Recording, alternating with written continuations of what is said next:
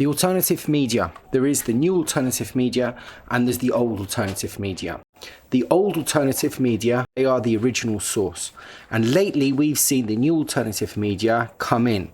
People like Russell Brand, people like Tate. And this is something that David Icke, I just watched a video by David Icke and I agree with him. The new alternative media are the people that never, ever said anything that could get their careers in trouble. Russell Brand, for instance. They were accepted by the society to be sexual, hypersexual and weird, but never to say anything outside the box. It was all right for him to flaunt with women and to say he might get them pregnant and to make lurid allegations or whatever it was that he did. And it's okay for Andrew Tate to be a misogynist or whatever it is that he wants to be, and to say that he's got big cars and airplanes and he's a billionaire and boast about his money.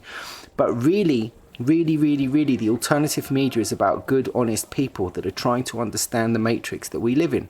They're people that do a lot of investigation, a lot of research for no money, that sit quiet and then publish their stuff, which may get them into trouble or may make them lose friends or may make people think that they're crazy.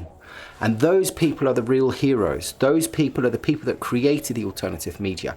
As that alternative media grow, as people said, hey man, this Matrix theory that you've got, this sounds, the Matrix film, made that, look plausible. And then when you look at, sort of Plato and the cave, and then you look at the Gnostics, they all sort of say the same thing, and the Buddhists and the Hindus, that this world is Maya and this world is illusion. And then you sort of look at science and you say, well, 99.9% of everything that we see is actually empty, but it's just atoms spinning at an incredibly hard speed to give an illusion that this world is something that it isn't. When you say those things, when you make those points of view and nobody listens to you and you keep going, you're the real hero.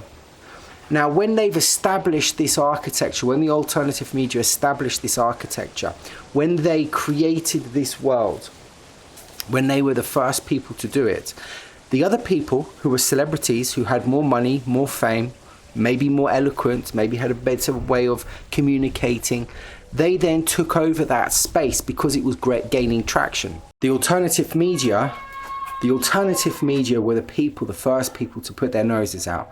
They were the first people.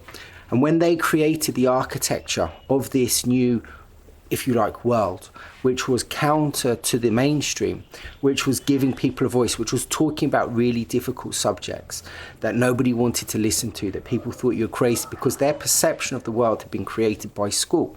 When you start saying, the strange thing is that religious folk believe in the metaphysics, they believe in angels and demons, they believe in all of these people or things.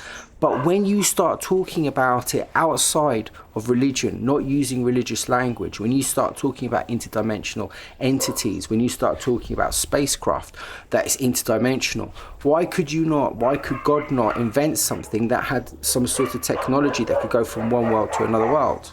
But you're not allowed to say these things because the world has been presented to us through school as something of the five senses, as something that we can handle in bite-sized pieces. We can't accept miracles. We accept them in the Bible a long time ago, but we don't accept them now.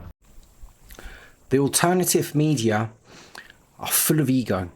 They want to be the first. They want to dominate the alternate media. It's something like when something becomes fashionable, the people, the celebrities, want to dominate it. They want to own it. Like when Banksy came out. Banksy was something which was very underground. Who took control of it? Madonna. She bought a lot of paintings up.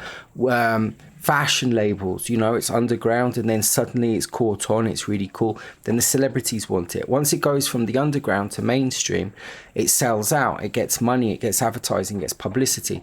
So the new mainstream is not actually the new alternative media is not the correct alternative media. It is false. It is a charlatan. It is about money. It is about false ideology. It is about a false spirituality.